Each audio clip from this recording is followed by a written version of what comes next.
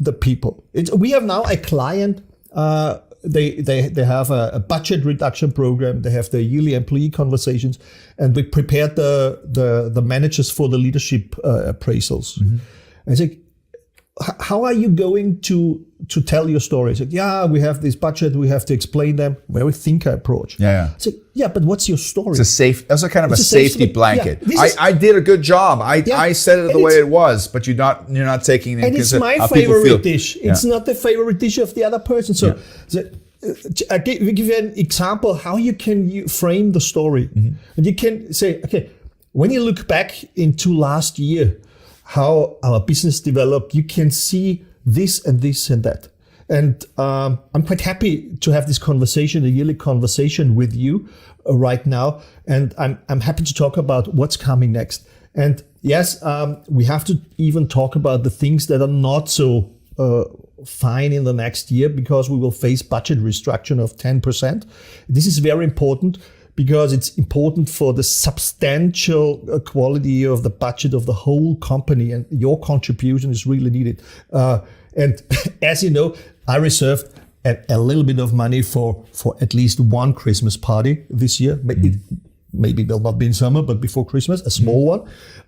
But now I would propose, let's start the engine and move on with the employee appraisal. So what I did is, did you realize it? I started with imagination, then switched to feelings, then facts, then opinions, then I had some fun, and then some. So what you're saying is you can appeal to all, if people are in different stages, you can appeal to all of them. Yes. Partly you do that through a storyline. Yes. Yeah. Bill Clinton did it because Taibi consulted him in his first presidency when he applied for it. And what Bill Clinton learned is there were several interviews out there on YouTube. He was asked one question from the interviewer, and he answered in recording. And he assessed he answered in 6 different languages. So he told the story. So why? Because he wanted to make offers to the audience to get a connection. Because first you need the connection, then you can talk about the content. And this is what you asked me about the meeting. So how to deal with it? I have to get into contact with the different people, and then I can talk about content. But this is brilliant. So what you're basically saying, so let me go back to Bill Clinton. What you're basically saying, if you're aware of the PCM model, right? Yeah. And an interviewer, you can see their interviewer, you can see their body language, you can see their question, the wording. You can basically assess in which one of these 6 frameworks they're in, right? And respond in the appropriate way. Correct.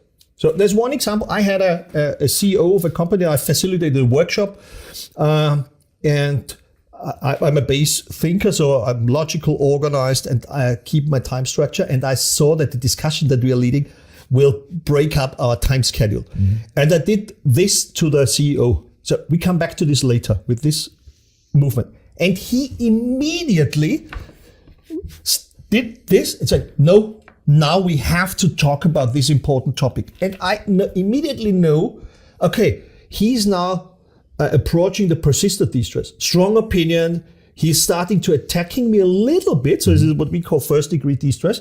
And with this, based on this observation, I thought to myself, hey, Uwe, be careful. What I did is I contacted him in the correct way to get back my connection. So what would you, from your point of view, recommend to do first to keep the time schedule? And we were back on track because I asked this person for his opinion, and nothing happened. And this is so fascinating. Before PCM, I would have explained him why it's, from my point of view, so important to follow the time schedule, and this discussion will not lead to the end, and now I might distress pattern and have endless sentences, and this would escalate then in a fatality. This is how PCM works. So I'm observing and then offering the right channel with the right words, the right tones, with my right perception. But this means that I have to change my inner attitude. I have to be a little bit more flexible and move away from my usual way of perceiving the world. What you're saying is resonating with me, because like I said, I've done a couple of workshops where recently my big issue in the workshop was that we've had a number of different workshops and they've not really been fairly productive. We didn't come out with action items. there was a lot of ambiguity still, and not a lot of clarity. It's still a lot of this vision, mission stuff but no, let's get it done, right? I think Steve Jobs once said that that's one of the biggest illnesses in modern management, to think that the vision is 90% of the work. Yeah, it's maybe 3% of the work, right? The work is the work, right? Sweating. So I remember I used probably a thinker approach and created a very strong structure, and I pushed people through it. And I think the overall workshop was fairly successful, but I did create a certain amount of distress with the people, and this is making me think. I think they kind of got over it, but that's not the idea. It's not about letting them get over it. The question is, are you reaching out to them? Are you changing your this Corona time brought us a lot of online business. Yeah. And what I learned is, when I'm conducting an online workshop or meeting, I always want to see the people, so they are not on a black screen. A lot of people don't want to. Yeah, but I do not care. But this is the rule for my.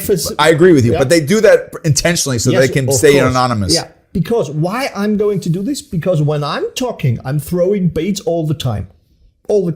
Communication. Yeah. And then you're trying to get feedback, cues. Yeah, and then I'm having a look at the people. So how's the reaction? There's one guy looking like this. Then I know, okay, this is rebel distress number 1. Yep. This person is trying hard to understand me. So what I'm going to do, I will make it, after a few sentences, when I'm through with my thing, I will make an offer to this person to get back into contact. Like, I'm offering some funny statement. Hey, it's a cool shirt that you're wearing. Yeah. And then he started to laugh. We have back connections.